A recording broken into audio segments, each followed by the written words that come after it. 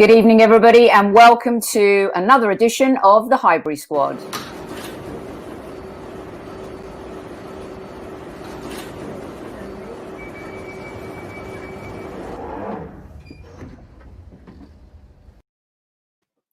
All right, hopping on the train and happy to say that Matt Spiro is back to join me, and a late addition to the squad, Matt, and I think you'll enjoy this one. Super Kevin Campbell joined us as well. Yeah, I was on the other end of the train, so I had to come through the carriages.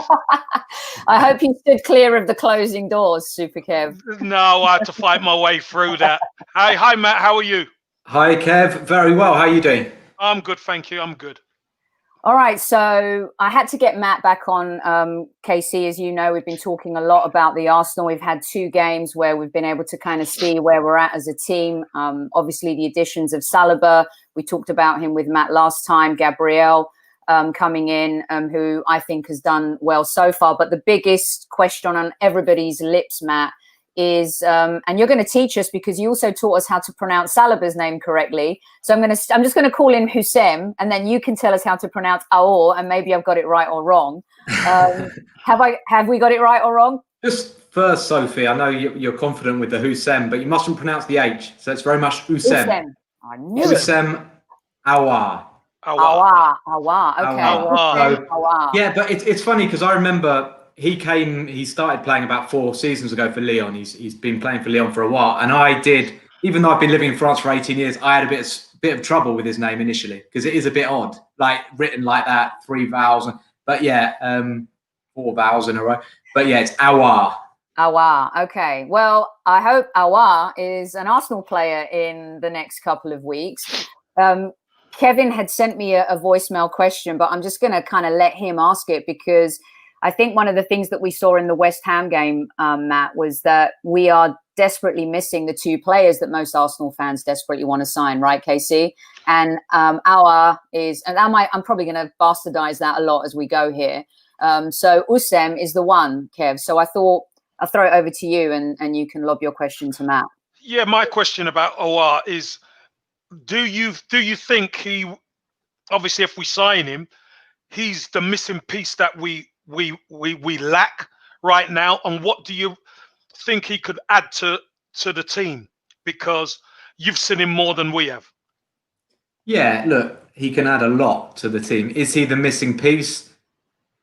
You know, he's certainly going to improve us a lot if we sign him. And I think everybody saw, with the West Ham game on Saturday, when teams defend in numbers against us and some players are maybe not on their game, it does all look a bit pedestrian, doesn't it, in the midfield? And Aouar is a guy who can break through the lines, who can accelerate forward and has a brilliant passing game. So he's a guy who would give us definitely a dimension that we don't have in the midfield.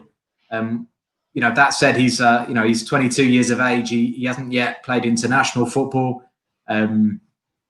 In terms of doing it at the very highest level, away from sort of the comfort zone of his hometown team, he's still got it all to prove. So I couldn't say he'll just step in and be absolutely awesome. But I do, I love him as a player. He can play in a lot of different positions. So if you look at the way that Arteta's team is set up at the moment, he could either play sort of instead of Ceballos alongside Xhaka. He could even play further forward on one of the flanks. He's played on the left quite a bit at Lyon to quite good effect, but he's always said he wants to play in the middle. The most obvious sort of fit for him would be in a midfield 3 as one of the guys on the side, so probably to the left of a midfield 3, which at the moment we don't have at Arsenal. But yeah, he's a guy who can link the play between sort of midfield and attack, and I think that's what we need. So it's exciting. A month ago, when the rumours sort of started, first reports, I thought no way Arsenal would get Aouar. He was playing the Champions League semi-final. I assumed a Man City or Juventus would come in for him. That hasn't been the case at the moment. And the longer it goes, Lyon want to sell at least 2 of their 3 top players for financial reasons. So, fingers crossed. I hope Arsenal get it done. Matt, can I just ask you what's his 3 top traits? What's the 3 best things about Aouar? Okay, 3 best things about Aouar. It's a tough one. I'd say his two-footedness, which is not quite Cazorla levels, but he is very balanced, very two-footed. His ability to accelerate away from players and to sort of break through the lines, because he's very quick over 5-10 yards, and his passing. I mean, I remember we interviewed him. It wasn't me, but my colleague interviewed him 2 or 3 seasons ago, and he talked a lot about watching Andres Iniesta, how he's his model. Finding the angles for those passes, and you can, he's not a carbon copy of Andres Iniesta, but he's that similar style of player in that he does read the game beautifully, and he seems to be able to pick the angles, weight the passes, and his passing, I'd say, is his number 1 attribute. You got me excited, man. You got me excited here, man. I'm telling you, because this is exactly what we miss. Yeah. Yes, it really is. And I think, so Matt, here's the $64 million question, which I know you probably don't have the answer to. I don't think anybody, there's 2 sides to every story, and then there's the truth. And the president of Lyon has been very vocal, hasn't he, over the last 7 to 10 days, talking about how Arsenal really haven't come in with an offer. Then there were the rumours that he'd already agreed personal terms and they're haggling over the fee. What is the reality of all of this? Because clearly Arteta has earmarked him. Some fans actually feel like Arteta's earmarked him as a more important signing than Thomas Partey, who we'll get to when we talk about Lacazette in just a second. What's the take on the reality of what's being said by the president of Lyon, what's being said by the French media, and if there is actually any kind of truth to the fact that he has agreed personal terms and they're haggling over a fee right now? I think the first thing to say is that Jean-Michel Aulas, who's been Lyon's president for 33 years, I think he's an amazing president. If you're a Lyon fan, you love him because he just defends your club at all costs. But you have to take with a big pinch of salt everything he says. He spends more time on Twitter than you, Sophie. He's tweeting all the time. He's attacking articles that are written about Lyon, saying this isn't true, that isn't true. And at the moment, things are not very good for Lyon. They played this Champions League semi-final, but they had their worst league campaign for years. They finished in 8th, and they've started this season badly. And it's not a very good environment at the moment because they know certain players are leaving. A former gunner, Jeffrey in Adelaide, has said, I want out, because he's not been getting picked very much under Rudy Garcia, and he's looked really good when he's played. So there are reports today that Juninho, the sporting director, isn't in agreement with the coach and with Bruno Cheroux, who is now the head of recruitment. So, there are problems at Lyon. So Aulas, he has to defend his football club, and he has to make everybody think that he's in total control of everything that's happening. But the French press are very clear. The noise coming out of Lyon is that they are going to sell 2 of Aouar, Dembele and Depay. It's looking most likely to be Depay and Aouar. And that there's been contact with Arsenal. I mean, there's been contact, whether that's been in the form of an official bid or not. We know that Arsenal approached them with an offer of cash plus Guendouzi. I don't think Lyon want Guendouzi, and I'm not convinced Guendouzi would go back to Ligue 1 unless it was to go to Paris Saint-Germain. So I'm not sure that is going to happen, unfortunately. So at the moment, I think it's a bit of a waiting game. And I think a lot's going to happen in general between now and October the 5th. And all French clubs are saying, we know we're not going to have the same squad come October the 6th. So there is this this state of transition, and it's difficult. And, Josh asks a good question in the sense that he hasn't committed, has he yet, internationally? And you mentioned about experience prior and the fact that really the world has superseen him in this last Champions League campaign. And Arsenal really do need someone to be able to come in to make an immediate difference to the team. Guendouzi seems to have more of a higher profile within the international setup. How do you? I don't like to compare players, and especially when they have different attributes and qualities. But KC and Matt, when you look at those two, and everyone was really excited about Guendouzi, clearly his attitude doesn't meet with what Arteta expects in terms of his Arsenal. Have we devalued Guendouzi, and has it hurt us in being able to maybe make a trade for the two of them? Would Leo? Can you talk us through that just a little bit? I think, yeah, of course, players' value goes down a bit if everybody knows that the manager isn't counting on him, and everybody knows that Arsenal are ready to accept offers for Guendouzi. But I think his reputation is quite good. And the fact that Didier Deschamps picked him twice when he had injury problems, and he's had 2 call-ups to the French national team, which is no mean feat for a French midfielder these days. There are some very good ones not getting a look in. He captained the France under-21s a couple of weeks ago, and he's young, and he's we've seen he's played a lot more. Certainly in his first season, he played a lot more than we were expecting. He impressed a lot of us in that season. But yeah, there is the sort of the baggage that he's got now, because he had a problem leaving Lorient. He's now got a problem at Arsenal. I don't think he's damaged goods to the extent that good clubs won't come in for him. I think there is recognition he's a good footballer and could be moulded into an important player for another team. So I think Aouar would be rated as a higher, a better footballer in France. I don't think there's much question about that. And he was called up to the last France squad, Aouar, but got COVID-19 just before, so had to pull out. But they're different players, Kev. I mean, you feel, Guendouzi, isn't the missing link insofar as, he doesn't quite have the creativity. He probably covers more ground, is perhaps, a better player defensively than Aouar. But with the ball, Aouar is definitely a better player. Yeah, I think. Look, Guendouzi was bought as a player to come in to develop, but he got thrust into the team early and done okay. He done okay when he got in, but he was never the answer. He had some good performances, and he had some performances where he was out of position. Performed okay, but Aouar is a different kettle of fish as far as I'm concerned. At the cutting edge of the pitch, the top end of the pitch, I think that's the important part. And Kev, sorry, he's done it. Aouar has done it in the Champions League, which Guendouzi hasn't done yet. The only thing, sort of a caveat that I say with Aouar, 3 years ago when he burst onto the scene, I just fell in love with him, and he looked amazing. And I'm not surprised Arteta wants him, because I remember the performance he turned in when Lyon won at the Etihad a couple of seasons ago.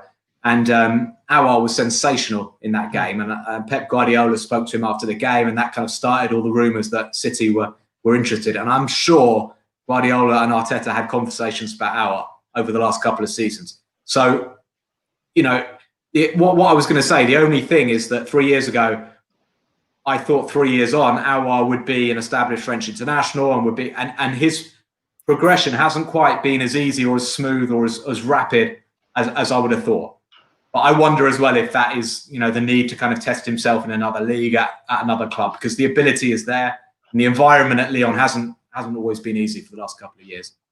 Yeah, so, that does tend to happen when you have so many big French international players playing all over Europe, and you are at Lyon making a name for yourself. Now that he's made a name for himself in the Champions League, obviously he caught Mikel Arteta's eye in that Lyon win at the Etihad, which you play against anybody who's good, it's logged. It gets logged in the Rolodex. And then he becomes a manager, and you could imagine the first thing he's probably thinking is, right, I need to get this defense sorted, but I know exactly who I'm going to go for. And it just coincides with Aouar doing so well with Lyon in the Champions League that everybody could see him now, whereas it would have been even better and cheaper if Lyon didn't have the run in the Champions League. And Arteta and Arteta could go in and say, I'd like to get our 20 million. Oh no, we pay 15. Now he's done well in the Champions League. It's 45, 50 million euros. But that's how it works. Here's you're my probably right. Sorry, Sophie. It was No. against City again. He was exceptional, and I kind of thought after that, well, Guardiola's going to go for his man. But they've got so many players already, haven't they? With Bernardo Silva and Mahrez and Foden and all of those guys. So it'd be nice if they let us, let us get Aouar. Here's my biggest fear, you guys. I'm not sure I've seen a transfer window where, and we know how Arsenal fans can melt down very quickly. And I'm not sure I've seen a transfer window where the fan base is so desperate to bring in 2 players. And a lot of the conversation and some of the questions coming in from everyone is, who would you prefer if we could only sign one? Whether the party deal is now maybe contingent on Torreira. And of course, rumors are, once again, we say rumors, that Diego Simeone phoned him personally. And he wants the move. For a while, it looked like he was going to Italy. It looks like maybe an exchange loan deal. But I'm going to ask you both this question, especially after watching the West Ham game, where creatively we still are stifled and we could be so much more effective. And we all know Arteta is missing that player. He wants that player desperately, but we also know that we need to kind of protect the defense a lot more. And that player has been missing, as KC says, probably for like 10 years plus. If you could only sign one, which one becomes the most valuable to the team? And I'll start with you, Super Kev. It's just a difference of opinion. I'll be honest with you, Sophie. I personally think the way the Premier League is set up now, we could do without Aouar, but we will need Partey more, because when we play against the better teams are the ones who cut through you, and that's where you need that defensive midfield linchpin. We know teams would bank up against us. We know teams would play 4-5 or 5-4 or 5 and they'll play everybody behind the ball at the Emirates to try and get something. But here's the crazy thing: we didn't play well and we still won. Mm-hmm. You see? But can you do that? Yeah, but we find a way. This is the key. We will find a way to win. Mm-hmm. Now, it's a lot different if you've got the creative player, but you haven't got the defensive shield. And don't forget, West Ham are running through us on the counter attack at the weekend. And that's the thing that we have to stop. I don't care if we're not as creative as we should be. What we got to be is defensively solid first. That for me matters, because you know what? We take the lead, we win the game 1-0. 1-0 to the Arsenal. We'll take that. But if we don't have that defensive shield, we let teams run off us and they come through the middle and then they get round the sides, and it's a nightmare for us. But if you have Aouar, it's 3-0 at half time, Kev. No. You're right. It could be 3-0 at half time, but again, maybe not. No, but Matt, I don't say that can't happen. But it's against the better teams that I really worry about Arsenal, because the other teams are better defensively, but they're better attacking as well. So if you haven't got that defensive shield with the legs in there, Aouar won't get the ball, because the better teams keep the ball better. Do you know what I mean? My answer was going to be definitely Aouar if I had to choose, but it's a convincing argument, Kev, and I think you're making good points, because we play with Xhaka +1, usually Ceballos. When Xhaka's not there, we often look like we have no kind of midfield structure at all. So he has got his critics, but positionally he's good, and he is one guy who does sort of cut off counter-attacks most of the time when he's not sort of falling asleep. And if we were to lose Xhaka, I'd actually be quite worried if we haven't signed anybody else in the midfield. El Neni has come in and done quite well, but I'm not convinced that that he's the answer in terms of defensive midfield. So you're right, and in a more attacking sense, Ceballos could play a little bit higher up the pitch. We brought in Willian. Pepe's not getting in at the moment, so there are other solutions in terms of trying to be creative and trying to make chances. But you get greedy, don't you, when get linked with all these players? So I want both of them now. I don't just want Partey. I want both. Yeah, I want both. Yeah, and I think most of us, and I think mostly the sensible Arsenal fans think that if we do get both of them, then there's no doubt that we could challenge definitely for top four and maybe have bigger ambitions and more lofty ambitions. But also buying these two players comes at a potential cost, doesn't it? Because we don't have the money and we're going to have to make sacrifices. And we've seen that with Emmy and having to sell Emmy and stuff. And one of the worries and concerns is Lacazette. And Amanda sent in a really good question, which I'm going to play to you guys right now. So here we go. Well, I'll play it, but with volume eventually, you guys. Lacazette, does Arteta believe in him? Does he? Is Lacazette going to be the sacrificial lamb here? Matt, do you want to go? Yeah, okay. It's a good question. I think so. I think he does. I think, Lacazette had a very poor season, didn't he, by his standards? He got better in the last couple of months. After the restart, he was better. But he looked so out of sorts. And it was hard to sort of know why. He had that injury. And, yeah, he just looked a bit down on life. And he was just not putting his chances away. But that said, since Arteta has come in, with his games behind closed doors, we've heard him just on at Lacazette the whole time.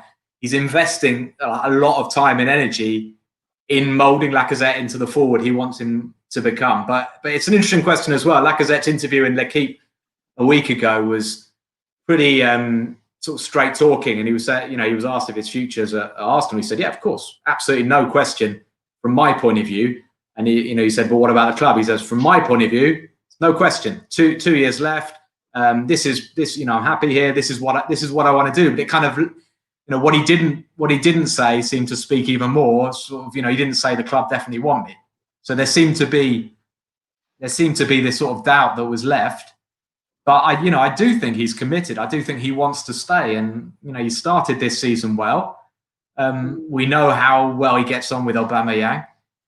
So I wouldn't sacrifice Lacazette. I mean, because I just think, what does that mean? If you're buying midfield, selling Lacazette, you're going in with Nketiah as your one centre forward. I guess Martinelli as well when he comes back.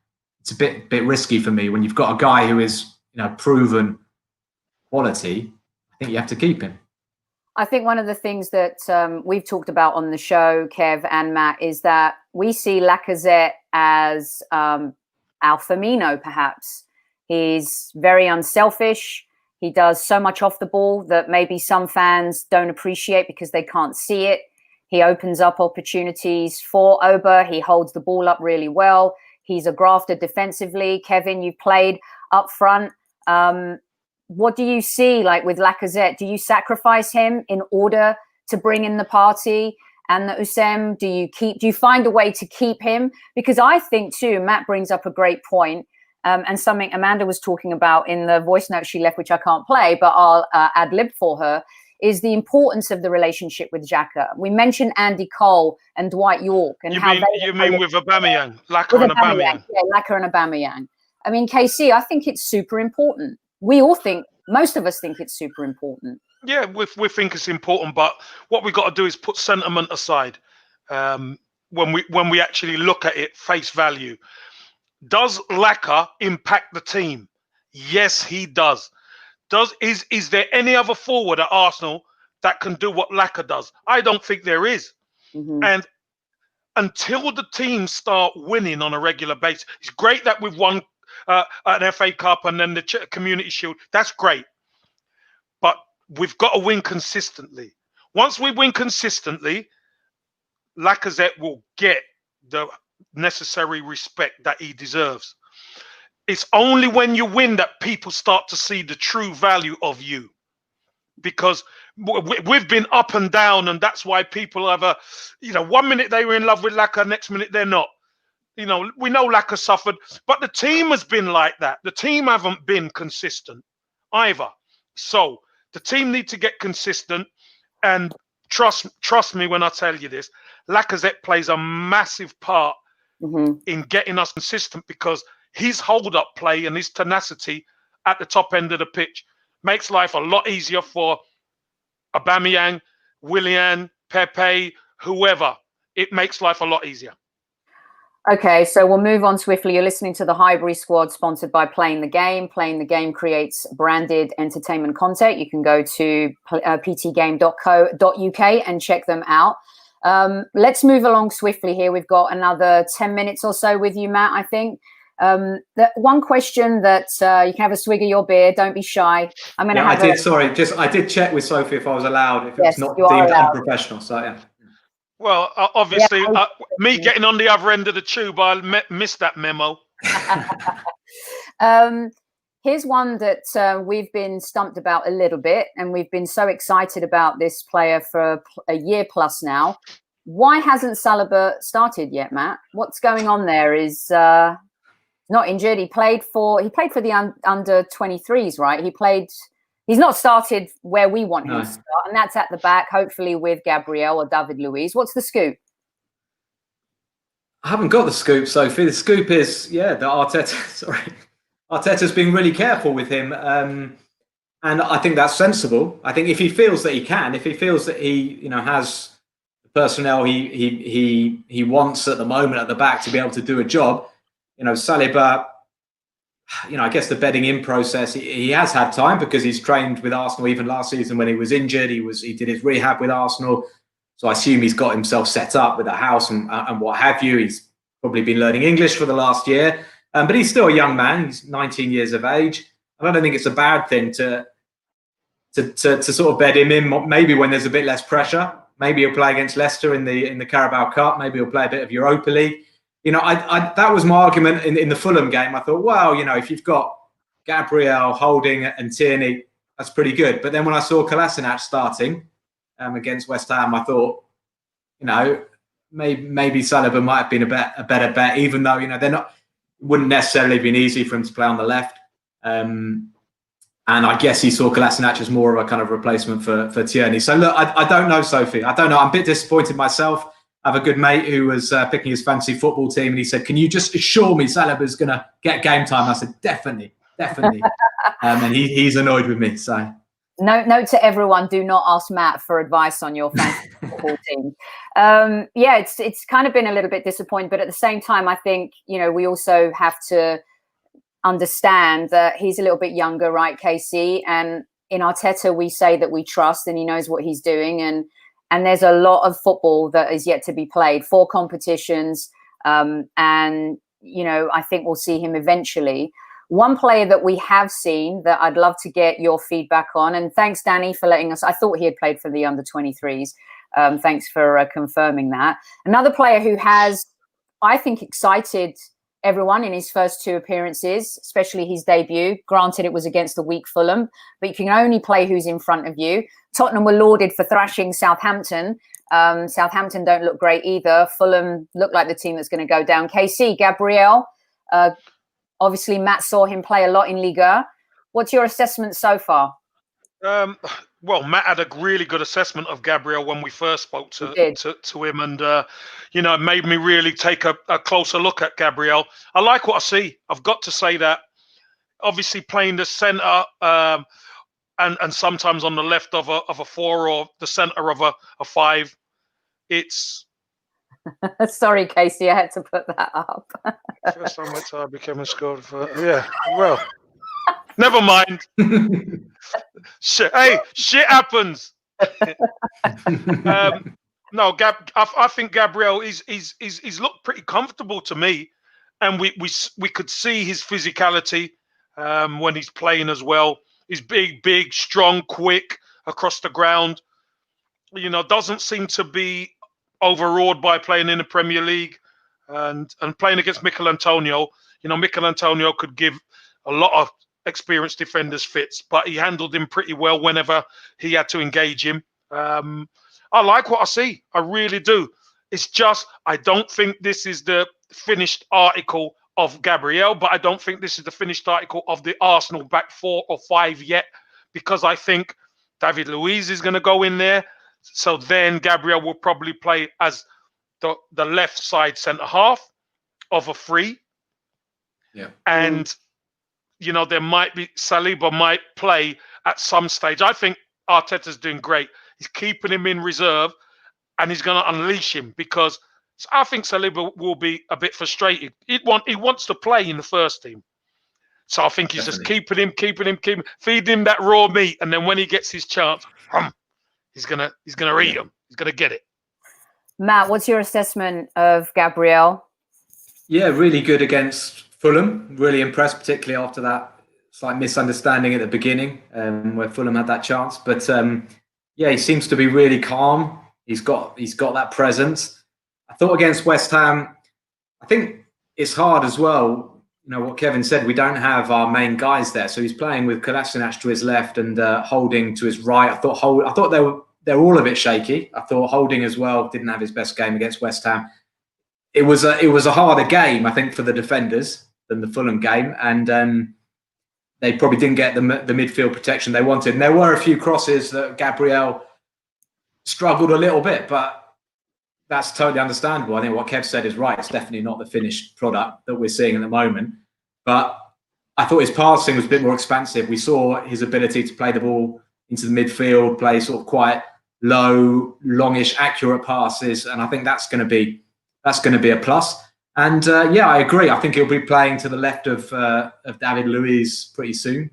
But given that he had to just slot in like that away from home, albeit against a fairly weak Fulham side, but away from home, and he was, the central man, he did really, really well. So it's been, a good start from him, definitely. Yeah, and also, getting that goal, helps him settle in a little bit. The way the players reacted to him as well, you get a sense that he's been embraced really quickly. Sounds like a really good guy. And your assessment a month ago, Matt, was spot on. So well done. We won't ask you for fantasy football tips, but we will definitely ask you for scouting tips. Matt, what else do you want us to know before Casey and I are going to stay on for an extra a few minutes after we let Matt go? Matt just got in from work. He's trying to sip his beer. He's very kindly joined us to talk a little bit about Lacazette, Saliba, Gabriel, and Usem. What would you like us to know? What haven't we talked about any of these players? Or are there anything else that you're seeing on the horizon for Arsenal in relation to any Liga imports or anything what is it you want to leave here with everyone knowing?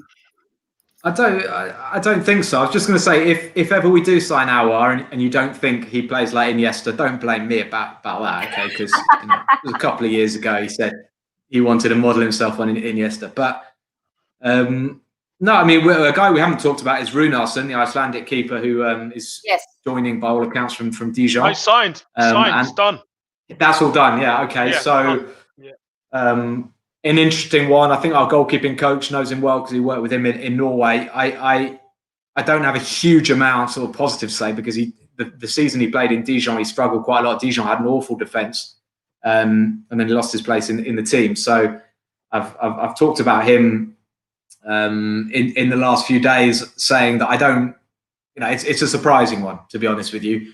But he's a 25-year-old. He's played international football with Iceland. He's more of a modern goalkeeper who is quite good with his feet. And if the goalkeeping coach knows him well, maybe he will turn out to be a good signing. How old is he? 25, I believe. I don't know much about him. I'm not going to sit here and act like I've seen him play a ton. I really don't know much about him. I almost think that a lot of the positions that most fans don't know about are goalkeepers.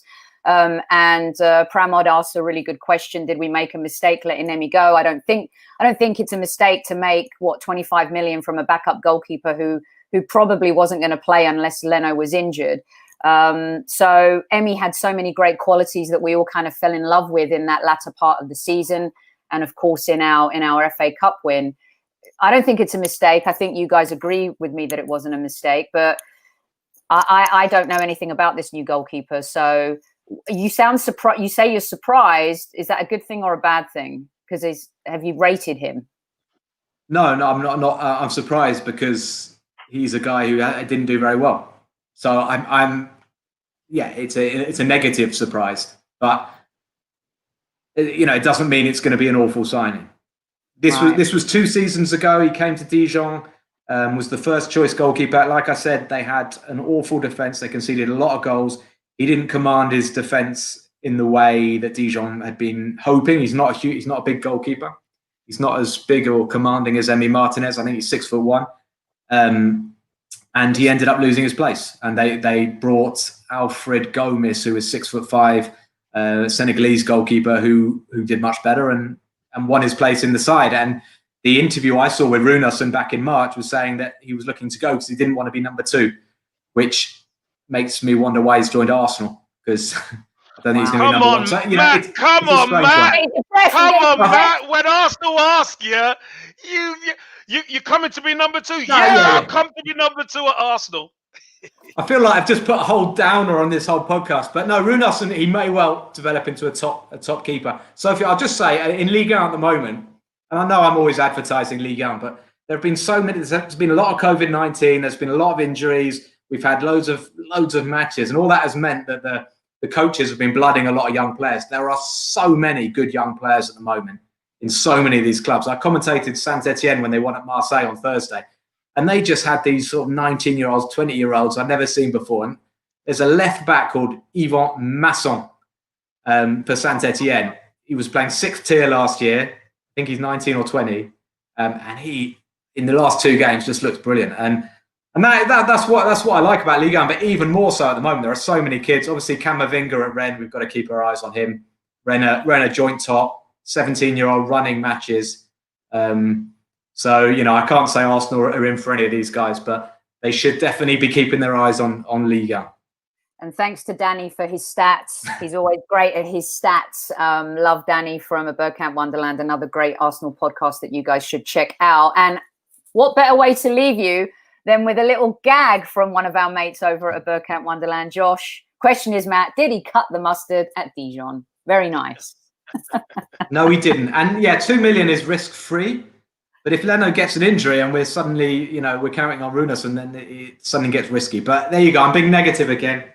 Time to go enjoy your beer and relax after a hard day's work. We want to thank you for jumping on with us, and we might be calling on you in the next 10 days to see how this all shakes out. Hopefully. But thanks again for your wisdom. Cheers, man. Pleasure, Sophie. Cheers, Kev. Thanks a lot, guys. Bye, Take mate. care. Bye. Take care. Super Kev. Yes, my dear. Here we are. Well, do you know what? I love speaking to Matt because he has such a nice way about explaining the French side of things and what he sees out there. Really, really good guy to get on. I'm sure the people watching and listening enjoy him. Yeah. Okay, so let's. You got another 10 minutes? Quick 10 minutes for me, right here, Super Kev. Me? Yeah. Let's go. Yeah. All right, let's go. So we spoke and we had our live show after the West Ham match. I think we all agree it wasn't the best, but like you said, we scraped through. You mentioned something earlier on in the podcast, and I wanted to come back to it because this scraping through, I don't think is a plan, right? We've done that for so many years, and we won't be able to scrape through against maybe a Liverpool or a City. But one thing that we did see this weekend, which I think was enlightening, is Chelsea and Manchester United and their results. And I remember I was listening to, I think it was Andy and Jason on TalkSport, and they lambasted an Arsenal fan who had called in to say, you know what, I think we could finish maybe 3rd or 4th. And these Chelsea and Manchester United fans have been taking the piss out of us for so many years. And there was a lot of satisfaction in seeing them both suffer this weekend. Let's just say things stay exactly as they are, which we know they won't, but I love playing the what if game. If they do stay exactly as they are we a better side than them because of Arteta, or are we a better side than them because we've got better players? No, it comes down to your manager. You've got to look where we were last season, and then you look at progress. So if it finished and we were in the positions where we are and they are where they are, then obviously we're a better team because we've got a better manager.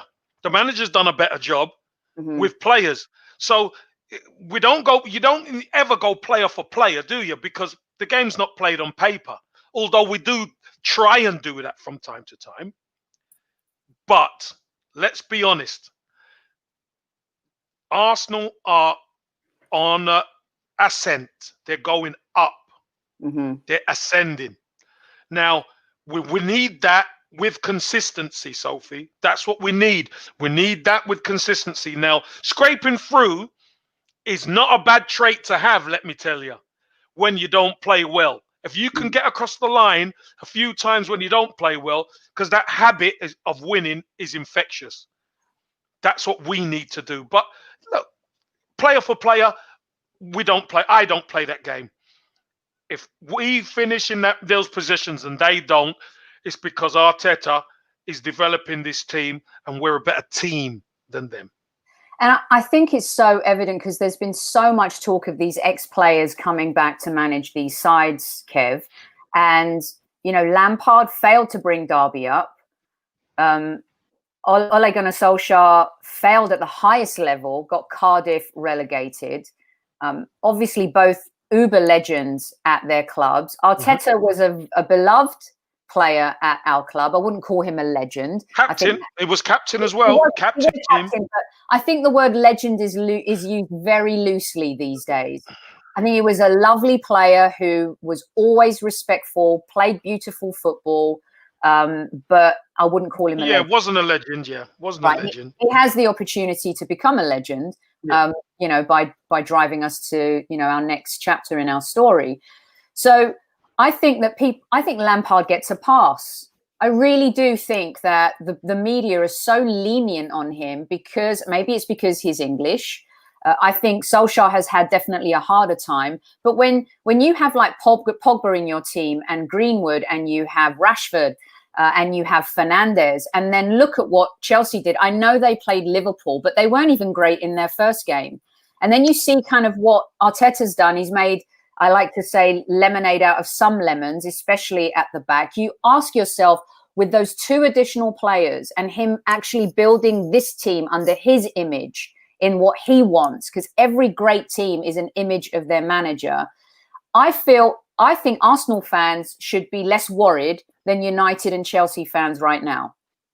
Agree? I agree. I totally agree. But what we must understand is they've been the darlings. Both of them clubs have been the darlings of the media. So it takes time to become a darling of the media. In fact, you know what, Sophie? I don't want to be a darling of the media. I don't either. I want the media to kick and scratch and hate us. That's what I want. I want that. So I could go, get out. Every time we win, I want to see them uneasy. You know, the articles come out and the media stuff come out, and I want them to talk down about us, because you know what that does? That brings our fan base and club together. That's what I want. You know, that us against them mentality. It's so powerful. And we had that for years and years and years. We don't want to be media darlings. Let that be them. They can be the media darlings. I like that. I do like this. And I think Arteta has that a little bit from Pep, doesn't he? Because as good as Barcelona were, as good as Bayern were, as good as City were, every great manager finds an edge to put a chip on their players' shoulders. You lived and breathed it with George Graham. Put those double chips on your shoulders, carry those bricks, and we're off to the races. And I think that adds a completely different vibe. But here's my biggest concern, Kev. If we don't sign either Usem or Thomas, I fear there's going to be this mental breakdown again in the fan base. I just think it's going to be a bit unhealthy, and I think it's going to be fortunate that fans aren't going to be in the stadium, because I think that adds a whole other level of stress and pressure. I think Arsenal are one of the teams that has benefited the most out of no fans. I think you can hear Arteta's voice on the sideline. The dude is like directing a movie like Stanley Kubrick. I mean, it's just beautiful to listen to and watch. Do you think there's going to be a meltdown if we don't get either one of these players? Well, of course, there's going to be meltdown. There's going to be disappointment, etc. But I don't think that's the case. I don't think Mikel Arteta and Edu and the guys are thinking about not signing these players. Now, if we don't sign these players, Of course, there's going to be a bit of a meltdown because, we're a big club. We want to be making moves, and these are key pieces, cornerstone pieces, if you like. But whether we like it or not, Sophie, it all comes down to results. If the results go our way, then people could not happy, but they will go with it, kind of thing. But I don't think what I've seen, how Arteta and Edu want to move, that they're even remotely thinking of not strengthening, because they know we need to strengthen, and they know the positions we need to strengthen. Look, Mikel Arteta has been beside Pep at Manchester City, and you've seen them, the way they strengthen that team. You can't go in it half-hearted. You got to do it properly. Right. And that's what I think he wants to. That's why we're being linked with these players in the key positions. So it's just a matter of us getting it done. Whether it's, Torreira as part of a swap with Partey and Cash, however we want to weave it, whoever we want to sell, there's permutation. They've got to make it happen. Yeah. Okay. A few more minutes here with Super Kevin Campbell and the Highbury squad. This show is sponsored by Playing the Game, ptgame.co.uk. They create branded entertainment. You could go check them out. Super Kev, this has been coming up for the last couple of days since Jose Mourinho has been bullying Delhi. I think this is a very different conversation than Sol Campbell, people. So calm your jets. But I have to throw it out there, because a lot of people have been asking us in the over the last couple of days. This is a big fat no, right? I mean, what is this? Let's take Delhi. What is this about? Listen, I'm not even entertaining none of that nonsense. Yes. It's nonsense to me. Should we erase it? Erase it. Erase it. Do you think Archie talks about the pressure? I mean, Gareth Bale. I have a lot of Tottenham family supporters, unfortunately. A lot of my cousins, my own brother supports Tottenham. It's so weird. My dad's a Man United fan. My sister's a Man United fan. My brother's a Tottenham fan, and I'm a Gooner. I listened well, Casey, to my other cousin. Your uncle. Your uncle. And my uncle Zach. Yeah, absolutely. an uncle. Yeah. So are we, all of a sudden they signed Bale and we're supposed to be worried? What is that about? What's the worry? There's nothing to worry about. It's still Spurs, isn't it? No. But it's also Spurs under Mourinho. And because they thrashed Southampton, now we're supposed to be worried. I think everyone's forgetting how rubbish they were in the Europa League the other night. And of course, Kane and Son, they're good players. But look what they played against Everton. What happened? Exactly. And Everton should have won 2 or 3. So I don't buy it. I don't buy into Mourinho. I don't buy into Spurs. I'd rather talk about the weather. Okay, so that said, I think Colorado Gooner brings up a great point. I think this season's going to be nuts. I think this season, Liverpool are going to be great. I mean, goddamn Thiago coming on, having more passes in 45 minutes than any Chelsea player in the entire game, Kevin. Your former team, Everton, who you banged in a ton of goals for, look fluid. They look... their brand Decore, for me, I mentioned it to you the other day. I think he could end up being one of the signings of the season. I mean, it's unbelievable how, and I think that's what Arsenal fans see. I think they see like what Everton have done with their midfield and how it's completely transformed them as an entire team. It's the nucleus of everything good that's happening right now. It's going to, Sophie, when you consider I made the analogy about a Cortina, clapped out Cortina engine, and now they've put in a Rolls Royce engine. And going behind to a West Brom team who ain't bad. I'm telling you, this West Brom team ain't bad. They went behind, and normally Everton, it could have gone pear-shaped. But what happened? They click into gear, and next minute they take the game away from West Brom and score 5 goals. Dominic Calvert-Lewin gets a hat-trick. You see Rodriguez, James, fantastic feet, Alan and Decore. They're making a massive difference. They're up in the level. We don't have that yet. Right. We don't, and that's what we need. We need to be able to up the level. Right. Because They've got a better midfield. If we're honest, if you look at their midfield and you look at our midfield, they've got a better midfield than us. They do right now. Right now. But like I'm saying, Mikel Arteta, he's a midfield general. He's played in the midfield. He knows, Sophie. He knows what he needs. I'm telling you. And he's not gonna stop until he gets it. This is why it's so important. All right, I'm going to leave you on this question because another one that's doing the rounds right now. And to be honest with you, I get it. And at the same time, I don't. This idea of building a statue outside the Emirates for your boy, Ian, right.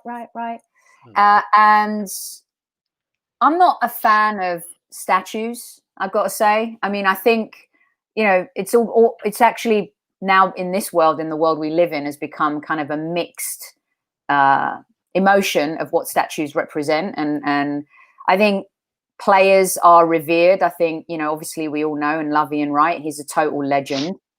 But I actually think if you're going to build a statue outside the Emirates, it should be of Maria, our super fan, who's been going since she was like -2 years old. Every academy game, every women's game, every first team game, home and away. Youth team. I mean, can we just stop with the statues? What do you think, Casey? I love Wrighty, but no to the statue for me. Well, I love Wrighty, and listen, Ian Wright breaking Bastin's record, 179 goals he got or whatever. I was there that day. Yeah, you're there. I mean, that is a feat, a massive feat at a club like Arsenal. So, yeah, I get that. Thierry Henry, has got a statue. Tony Adams has got a statue. But for me, is where do you stop? I think that's where you're saying. Yes. Where do you stop? Right. The fact that Ian Wright doesn't have a statue, I wouldn't think of Ian Wright, because I love Wright, obviously he's a brother to me. I'd think of Arsene Wenger getting a statue. Or George Graham. Or George Graham getting a statue. Somebody like that. What about Mickey? Yeah, so, again, don't know where to stop. Where do you stop with the statues? Or maybe they do something a little bit different and have the bus of the players. So you can fit a lot more there. A bust of Ian Wright, a bust of Michael Tony, Rocky. That. Why not have a statue of Rocky? Right. I think that would be fitting for a lot of Arsenal fans. Dennis. I mean, like you said, where do we stop? Vieira, where do we stop? Exactly. It's difficult one to gauge. If they did do a statue of Wright, listen, I'm not arguing with it, because Wright is not only is a fantastic guy, he's a fantastic player who broke records and is still a fantastic gooner. I get all that. But there was people before Wrighty, and there was people after Wrighty who could get a statue as well. So it's a difficult one to gauge. Yeah. Now I'm with you. Listen, here's the beauty about what we just talked about for the last 2 minutes. This club has developed so many legends over the years, and they've all brought value to the club in so many different ways. Obviously, Wrighty getting that goal scoring record and keeping it until Thierry came along was a massive, massive achievement. But we've got so many. The managers, in my opinion, like George Graham and Arsene Wenger, changed things so much. George bringing down Goliath, Arsene Wenger changing the game completely. It kind of annoys me when people talk about Pep Guardiola being the game changer of the Premier League. I think he evolved it completely, yes, but he did it from the Arsene Wenger playbook. And just read Sir Alex Ferguson's quotes about his opinion on what he felt Arsene Wenger did. Forget the latter years. What Arsene did for the club was incredible. So we're saying no to the statue. I think we should stop that GoFundMe link. Even PG forwarded it today. I'm like, no, I'm not signing it. Yeah, but she's going on loan, so don't worry too much about it. Yes, and we're trying to make that loan deal happen. I think if we could get we've got the Bergkamp Wonderland guys in tonight. Maybe Gooner's podcast have walked away from the deal. Guns and Yellow Ribbons have walked away from it too, KC. It's looking like we've got a super Ozil situation happening. You know why? You know why they've walked away? We gave them permission to speak to her, and that was enough. We gave them permission, and she's duffed the deal in, isn't she? So next time, nobody gets to speak to her. Oh my goodness, absolutely brilliant. Well, listen, that's all we've got time for today. We will be back with another live show on Wednesday. Our guest will be Jordan Jarrett Bryant from Channel 4. He's also a mega Arsenal fan. He's got some great perspectives on the game. And you won't want to miss Friday's show because we have Liverpool legend Stevie Nicol joining us, who is going to preview the big match on Monday. If we can do them again, Super Kev. At their place. Oh, yeah. That will set the Premier League on fire. Yeah, it will. And it will set Arsenal fan base on fire, but in a good way. Yeah. Until Wednesday, you guys, we will see you. And in the absence of PG, I'm going to leave it to you, Casey. It's always Arsenal, everyone. Don't you forget it.